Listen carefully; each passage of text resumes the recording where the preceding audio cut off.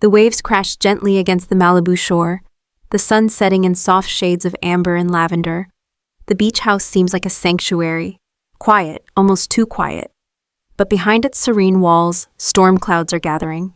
The bold and the beautiful is on the brink of a seismic shift, one that will leave 3 lives hanging in the balance and the canvas of the show forever altered. Luna Nozawa, Lisa Yamada, once a sweet and curious spirit, now walks the edge of a razor-thin line. The burden of secrets, betrayals, and unresolved traumas has twisted inside her like a knot that refuses to loosen. Something has snapped, or is about to. Her thoughts are fractured, haunted by whispers of her past, visions of pain, and questions that never received answers. Her grip on reality has thinned, and now she has a gun. This wasn't supposed to happen. Luna came to Los Angeles seeking purpose, family, and a fresh start. But instead, she found a battleground of power struggles, lies, and deeply buried family sins. Steffi Forrester, Jacqueline McInnes Wood, bold and headstrong, had never been kind to Luna. Their relationship has been prickly at best, aggressive at worst. And now, Luna believes Steffi holds the key to a devastating truth. As Luna arrives at the beach house, her mind races. She doesn't come to kill, but to confront. To demand the truth, to make them listen, but the gun in her purse says otherwise. In her world of shadows and spirals, things have taken a dark turn, and there may be no way back. Elsewhere in Los Angeles, Finn, Tanner Novlin, senses something's wrong. He's tried to keep the peace between Luna and Steffi, but things have escalated faster than he imagined. Liam Spencer, Scott Clifton, too is on edge. He's been pushing Finn to protect Steffi from whatever Luna might be hiding. Bill Spencer, Don Diamont, is planning a visit to reconnect with Liam, unaware that the clock is ticking down toward tragedy. Sheila Sharp, Kimberlyn Brown, is also watching. She's no stranger to danger, or to pulling a trigger, but this time, she may be the one trying to prevent bloodshed. She senses Luna's volatility, and as she prepares to intervene, she wonders, will she be too late? The stage is set. The players are in motion, and as the moon rises over the Pacific, the calm before the chaos begins to crack. 3 shots will be fired, 3 victims will fall, and nothing, absolutely nothing, will ever be the same again. The front door bursts open. Luna steps inside, her eyes scanning every inch of the sun-drenched living room. Her hands tremble, not from fear, but from fury barely restrained. The gun, cold and heavy, presses against her ribs through her bag. It's her only assurance, her only way of being heard in a world that's ignored her pain. She calls out, "Steffi, I know you're here. We need to talk, now!" Upstairs, Steffi Forrester pauses mid-step, her face frozen. The tone in Luna's voice isn't just urgent, it's dangerous. Something is wrong, deeply wrong. She quietly reaches for her phone, ready to call for help. But before she can press send, a figure darts from the shadows of the hallway. Sheila Sharp. "What are you doing here?" Steffi demands, eyes narrowing. "I followed her," Sheila hisses, pointing downstairs. "Luna's not in her right mind, Steffi. She has a gun." The words slice through the air like lightning. Steffi's breath catches. A heartbeat later, footsteps echo from below, the rhythm of someone pacing, spiraling. Then, silence. Sheila wastes no time. She rushes downstairs, her instincts sharpened by decades of surviving chaos. She doesn't wait for permission, nor does she ask questions. For all her flaws, and they are many, Sheila knows danger when she smells it. And right now, Luna is a ticking time bomb. "Luna, honey," she says softly, approaching from behind. "Put the gun down, we can talk, okay?" Luna whips around, startled. Her eyes flash wide and wild. "Stay back," she yells. "You don't get to stop me, no one does. Steffi lied to me, she ruined everything." "Don't do this," Sheila pleads, her hands slowly rising in surrender. "You're not like me." It's the most honest thing Sheila has said in years. In that moment, Steffi appears at the stairs. Luna's eyes shift, just for a second. And that second is enough. The gun goes off. A single deafening shot echoes through the house. Time freezes. Sheila gasps, just once, before collapsing onto the white rug, crimson spreading beneath her like a rose blooming in reverse. Steffi screams. Luna drops the gun in horror. Her fingers twitch, as if they can take it back. Rewind the tape, undo the impossible. But it's done. Sheila lies motionless, her breathing shallow, her eyes fluttering. Despite everything, she jumped in front of the bullet. A twisted redemption bought with blood. Sirens wail in the distance, summoned by a neighbor who heard the shot. Steffi drops to her knees, cradling Sheila as she sobs. Luna backs into the wall, her legs giving out as guilt swallows her whole. And upstairs, Finn's voicemail plays in the background, unheard. Steffi, I think Luna might be headed your way. Be careful, I love you. The chaos has begun, and the body count has only just started. The sirens grow louder. Their wails ricochet through the cliffside canyons as emergency lights paint the windows in flickering red and blue. But inside the beach house, time stands still. Sheila's blood seeps into the hardwood floor as Steffi screams for help, her voice cracked with fear and disbelief. Luna, frozen and breathless, presses herself against the wall, her eyes glazed with panic. And just outside, Liam Spencer steps out of his car. He had rushed over after getting a vague but urgent call from Finn. Something's happening. I need to check on Steffi, Finn had said. Liam didn't hesitate. No one could stop him when Steffi was involved. She was the mother of his child, the woman he could never quite let go. As he approaches the front door, Liam notices it's ajar. He pushes it open slowly. Steffi, he calls out, stepping into the hallway. Then he sees it. Sheila crumpled on the floor, Steffi kneeling beside her, covered in blood. Luna, her face a mask of horror, looks up at him as if she's seen a ghost. Don't come in, Steffi cries. Stay out, Liam. But it's too late. Luna's world is spinning. The adrenaline, the fear, the crushing guilt, all of it boils over into chaos. She sees Liam as a threat, a shadow moving too fast toward her, another person trying to silence her. The gun is still on the floor, but her hand finds it again. I didn't mean, Luna sobs. Luna, stop, Liam raises both hands. I'm not here to hurt you. But the panic takes over. Her finger trembles against the trigger, her arms shake. Another shot rings out. This time it's higher, sharper, more desperate. Liam stumbles backward, eyes wide. A blossom of red stains the side of his shirt. He looks down as if confused, like he didn't even hear the gun until it spoke. His knees buckle. Steffi screams again. No, Liam! He falls to the floor beside Sheila. The blood pools faster now, more violent, more immediate. Luna drops the gun for a second time and collapses into a corner, covering her ears, rocking back and forth. I didn't want this, she whispers over and over. I didn't want this. Steffi reaches for her phone with trembling hands. Her fingers slip as she dials Finn's number. Finn, it's Liam. He's been shot. Sheila too. Get here now. I need you. On the other end, Finn is already in his car. Heart pounding, tires screeching. He doesn't even hang up. He throws the phone onto the passenger seat and floors the accelerator. Back at the house, Liam lies motionless. Steffi presses her hands to the wound, trying to stop the bleeding. Her sobs are uncontrollable. The love, the history, the pain, all pouring out of her in a torrent of horror.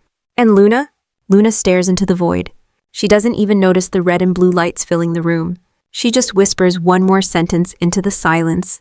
Why didn't anyone stop me with Paisha before I became her? The house is no longer just a crime scene. It's a battlefield. 2 gunshot victims lie bleeding. Sheila, the once indestructible matriarch, clings to life in a puddle of her own sacrifice. Liam, unconscious, drifts in and out of shadows, lips moving with words no one can hear. And Luna, she's no longer the girl everyone thought they knew. Outside, the wail of ambulances blends with the crash of waves, but it's the slam of a car door that shatters the stillness. John Finnegan. He runs inside, his white coat half-buttoned, stethoscope forgotten, instincts in overdrive. The scene stops him cold. His mother on the floor, his wife drenched in blood, and Luna, his biological daughter, standing frozen with the weapon still glinting beside her. Luna, he breathes, eyes wide with both horror and heartbreak. Her lip quivers. You're here. His voice lowers. Put it down, please. Let me help you. Tears pour down Luna's cheeks. I didn't mean to. I tried to talk. No one listened. I didn't know who to trust. I didn't even know who I really was. You're not a killer, Finn whispers, slowly approaching. You're my daughter. The words hang heavy. Luna's fingers twitch. My father? Her voice cracks like glass. You weren't there. You never came for me. You left me with lies and ghosts. Finn stops. There's no more time for explanations. His priority is survival, for Steffi, for Liam, for Sheila, and now for Luna. I'm sorry, he says, barely a whisper, but this isn't the way. Luna steps backward, eyes flickering. I'm not like her, she mutters. I'm not Sheila, but the parallels are undeniable. The rage, the fear, the madness, all passed down like cursed inheritance. And then, in a moment of terrifying clarity, Luna does the one thing everyone fears most. She picks up the gun. "Luna, no!" Finn yells, lunging forward. A third shot explodes. It echoes like thunder in a stormless sky. Everything goes still. Finn staggers, clutching his side. Blood blooms beneath his hand, staining his shirt in slow motion. Steffi screams again, raw, primal. Luna stares at what she's done, the weapon slipping from her fingers like a memory fading into smoke. She didn't mean to, but it doesn't matter. The ambulance crew arrives seconds later. Paramedics rush in, splitting into teams. One for Sheila, one for Liam, one for Finn. And Luna? They place cuffs on her trembling wrists. She doesn't resist. Her eyes never leave Finn. "I didn't want to shoot you," she whispers. "I know," Finn chokes out, "but you did." Outside, chaos continues. Bill Spencer arrives in time to see his son loaded onto a stretcher. "Liam, oh my God, what happened?" he shouts, shoving his way through the crowd. The scene is madness, heartbreak, and ruin. Inside the ambulance, Finn fades in and out of consciousness. Next to him, Sheila's heart monitor beeps. Slow but steady. Liam lies cold and pale, with oxygen over his mouth. All three will need emergency surgery. Not all three will survive. Fluorescent lights hum overhead. The doors of University Hospital fly open as chaos explodes into the emergency department. Paramedics shout codes. Blood-stained gurneys wheel down sterile corridors. Doctors run. Nurses yell for suction, IVs, and clearance. It's not just one trauma case, not two. 3 critical gunshot victims, all arriving at once. Code Blue, Room 1. Get me a crash cart in 2. Patient's BP is crashing, stat. Dr. Bridget Forrester stands at the epicenter of the maelstrom. She's been through trauma nights before, but this is different. These aren't just patients. These are people she's known all her life. In operating room 1 lies Sheila Carter, unconscious, pale, the bullet lodged dangerously close to her lung. Her history is violent, her legacy cruel, but in this moment, she's just another life that needs saving. "She's coding," a nurse screams. "Paddles, 200 joules, clear." Her body jumps on the table, then again. A weak pulse returns, barely. Down the hall, in OR2, Liam Spencer lies motionless. The bullet tore through muscle and grazed an artery. It's bad, but he has a chance. Dr. Colby and her team fight to stabilize him, working quickly to prevent internal bleeding. "Clamp here, he's losing too much. Pressure dropping. Hang another unit of ONEG now." Meanwhile, in OR3, it's Finn, John Finnegan, surgeon turned patient. His own colleagues work furiously to save him. His wife waits outside, blood still on her hands. Steffi presses her forehead to the glass, whispering silent prayers. "He saved me. Save him." Inside, the team fights to remove the bullet from Finn's abdomen. Every cut, every stitch, every heartbeat. His life hangs by a thread. And Luna, locked in a holding room just floors below, curls up under fluorescent lights of her own. She's wrapped in a hospital blanket, her face blank, her mind echoing with gunshots. The weight of what she's done crashes over her in waves of guilt and disbelief. She asks the guard only one question. "Are they going to live?" No answer comes. Upstairs, 3 operating rooms burn with life-or-death urgency. Monitors beep in synchrony like ticking clocks. Hands tremble, sweat drips, and time is running out. The sun begins to rise. Pale morning light creeps through the windows of University Hospital as the long, bloody night finally gives way to dawn. But inside, no one is breathing easier. The air is still thick with uncertainty, and time, though it moves, seems painfully slow.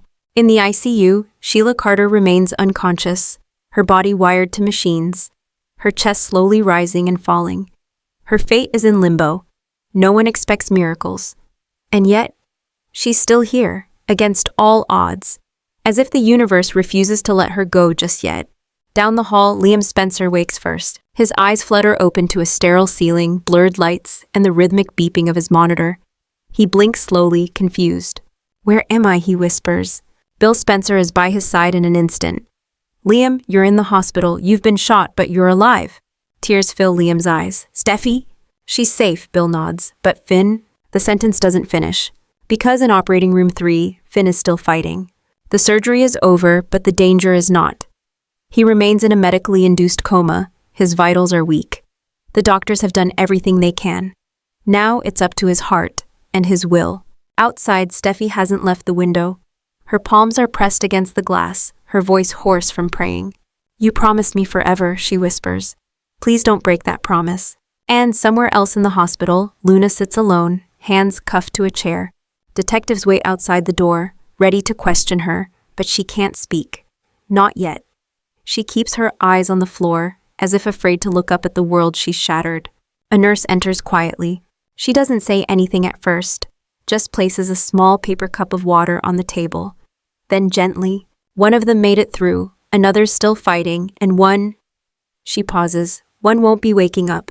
Luna's breath catches. "Who?" she croaks, voice barely audible. "Who didn't make it?" The nurse doesn't answer. She just closes the door behind her, leaving Luna in the echo of silence. In the chapel downstairs, Ridge and Brooke light a candle. For whom, even they're not sure yet. Everyone is holding their breath. Every second feels like an eternity. Every footstep in the hallway could be the one that brings the news. Someone is gone. But the question still hangs in the air like a ghost. Who? The hospital corridors have never felt so quiet. The machines have stopped beeping in one room. A chart has been signed. A time of death recorded. Nurses whisper to one another. A white sheet is drawn up. And with that, a chapter of The Bold and the Beautiful closes forever. In the waiting room, family and friends sit together but feel entirely alone. Steffi, still covered in dried blood, clutches a tissue in one hand and her phone in the other. She hasn't spoken in over an hour. Hope, standing nearby, whispers to Ridge, who shakes his head slowly, eyes red. The door opens. Dr. Bridget Forrester enters, her face pale. She doesn't need to speak, but she does anyway. "I'm so sorry, we did everything we could." She looks to Steffi first. Her voice breaks. "It's Finn." The world collapses. Steffi lets out a strangled cry, one that sounds like it came from a place deeper than her soul. Her knees give out. Ridge catches her before she hits the ground. Hope bursts into tears. Even Brooke gasps, unable to believe it. Finn is gone. The man who saved lives every day. The husband who stood beside Steffi through betrayals, heartbreaks, and redemption. The father who had just learned the truth about Luna. He is no more. In the ICU, machines are powered down. His body lies still, untouched since the final moment when his heart refused to continue. One hand rests open. A silver ring still glints faintly on his finger. The one Steffi placed there on their wedding day. Downstairs, Luna hears the news from a detective. She doesn't cry. She doesn't scream. She simply whispers, "He called me daughter." And with those 4 words, something inside her shatters beyond repair. She is taken from the hospital in handcuffs, not just as a suspect, but as the girl who killed the only father she ever had. Later that evening, the news breaks to the public. Dr. John Finnegan, hero surgeon and husband to Steffi Forrester, dies from gunshot wounds in LA tragedy. Social media explodes. Candlelight vigils begin forming. Outside the hospital, flowers pile up. Fans of his medical career remember him for his heart. The Forresters mourn him as family. But no one mourns more than Steffi. In her bedroom that night, she lays his scrubs on the bed, next to the pillow he always used. Her fingers trace his name badge. Tears run silently down her face. "I wasn't supposed to outlive you," she whispers. "You promised." The beach house remains locked and silent, a monument to the night that tore everything apart. And somewhere in a jail cell, Luna closes her eyes. She sees the gun. She sees her father falling. She hears his final breath. There will be no forgiveness. Not from the world, not from Steffi, not from herself. Only silence. The sun shines too brightly for a day like this. The grass at Forest Lawn Cemetery is a vivid, almost cruel green. Rows of white chairs face a modest black casket covered in white roses and blue hydrangeas, Finn's favorite flowers, Steffi had whispered when the arrangements were made. The backdrop is quiet, serene, but the emotions swirling among the mourners are anything but. Hundreds gather. Doctors in white coats, nurses from the hospital, Forrester family members, Spencer media executives, even distant faces from the past, Taylor Hayes, Katie Logan, Eric Forrester, have returned to say goodbye. Finn touched so many lives, saved so many more. Now all they can do is honor what he gave them and what he lost. Steffi arrives last, escorted by Ridge and Hope. Her black veil flutters in the wind, her face pale, expression hollow. Her body moves, but her spirit seems somewhere else, still in that operating room, holding his hand, begging him to live. The minister begins to speak. John Finnegan was more than a doctor. He was a healer, a father, a husband, a son. His loss is not just a tragedy, it's a wound on this city, this family, this community. Steffi rises. She walks slowly to the podium, each step trembling. She stands over the casket and removes her veil. Her voice cracks from the first syllable. I wasn't supposed to speak today, she begins, but I need to. I need to tell you what kind of man Finn was. Her hands tremble. He chose me every day, even when I didn't deserve it. Even when I pushed him away. He saved me, not just with his hands, but with his heart. He forgave more than most people could understand. And now he's gone, because someone couldn't see how precious life is. She stops, collects herself, then finishes in a whisper. And I don't know how to go on without him. Silence follows, except for the quiet sobs of friends and family, and the soft rustle of wind through trees. Then a violin plays. Kelly, their daughter, too young to fully grasp the moment, places a drawing into the casket. Her, Finn, and Steffi holding hands. As the casket is lowered, roses are thrown, one by one, a final goodbye. But not all hearts are grieving in peace. Bill Spencer, standing with clenched fists, turns to Ridge and says, "This wasn't an accident. That girl, Luna, she did this, and I won't rest until she pays." Luna, meanwhile, watches the funeral from the backseat of a police van parked discreetly nearby. They allowed her 5 minutes, behind glass. No one sees her. She wears prison orange now. Her wrists are cuffed, but her eyes are shattered. When the casket touches the earth, she gasps. "He's really gone," she whispers. Her attorney doesn't reply. Because what can you say to a girl who killed her own father? As mourners disperse, the mood shifts. Beneath the grief, a new feeling takes root. One more dangerous than sorrow, vengeance. Dozens of eyes bore into Luna Nozawa as she's led to the defense table in chains. Her prison uniform is crisp but oversized, her hair pulled back, her face gaunt from sleepless nights. The court sketch artists barely keep up, capturing the image that will appear on the front page of every tabloid in Los Angeles by nightfall. Daughter, shooter, killer. Across the aisle sits Steffi Forrester, jaw clenched, black still wrapped around her like a second skin. She's not just here as a grieving widow, she's the star witness, the emotional anchor of the prosecution, and, for many, the voice of vengeance. Judge Cartwright enters. The bailiff calls for order. The trial begins. The prosecution wastes no time. They paint Luna as emotionally unstable, dangerously impulsive, and reckless with a firearm she was never supposed to hold. Photos of Finn's surgical gloves, Liam's blood-soaked shirt, and Sheila's operating table monitor are presented. The gallery winces. Steffi doesn't blink. This wasn't self-defense, the district attorney declares. This was a storm of rage. 3 shots, 3 lives nearly destroyed, 1 taken forever. Justice demands accountability. Then comes the defense. They lean into Luna's trauma, her search for truth, and her lack of intention. Her attorney speaks passionately. She never meant to shoot anyone. She wanted answers, not blood. She was a girl betrayed by the adults around her, left to discover that the man she feared was her father, only to lose him moments later. They submit Luna's psychiatric evaluations, her clean record, her history of anxiety and emotional manipulation. They argue that Luna wasn't evil, she was broken. Then it's Luna's turn to speak. She takes the stand with trembling hands. Cameras click, even the judge seems to lean forward. "I didn't know who I was anymore," she says, voice raw. "Every truth I clung to fell apart. I went to the beach house to confront Steffi, to make her listen, but everything spun out of control. Sheila tried to stop me. Liam just walked in, and Finn." She breaks. Tears fall, her voice fails. "I didn't mean to shoot him. He said he was my father. I just wanted him to see me. But I destroyed everything." The courtroom holds its breath. From the gallery, Hope Logan looks down. Ridge stares straight ahead. Bill Spencer, arms crossed, shakes his head in contempt. No one knows what they want more, justice or punishment. When Steffi takes the stand, her voice is colder than the grave. "She killed my husband," she says. "You don't get to come back from that." As the closing statements end, the jury retreats. Outside, protesters and supporters clash. Some hold signs reading "Justice for Finn," others with "Luna deserves help, not prison." The press swarms like flies on a wound. Social media explodes in real time. But inside the deliberation room, 12 strangers hold Luna's fate. Will she walk out a convicted felon or a tragic survivor? No one knows yet. But everyone agrees on one thing. There will be no winners, only survivors. The jury is back. The clock reads 3:16 p.m. As the courtroom doors open, Luna sits motionless, her heart racing beneath her pale skin. Across from her, Steffi doesn't blink. Hope clasps her hands together. Ridge stares straight ahead.